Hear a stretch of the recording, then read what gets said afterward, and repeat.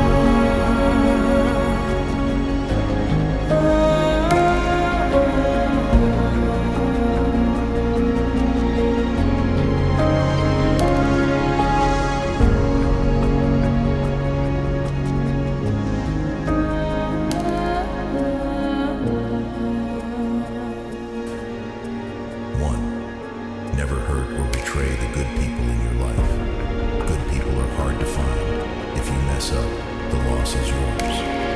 2. Never let people discourage you from your dreams or purpose in life. Don't ever let other people put their fears on you. 3. Never settle for anything or anyone that does not have your best interest at heart or does not truly love you. The one thing you should never settle for or compromise on is love. 4. Never forget how important you are, how special, how perfect, and worthy.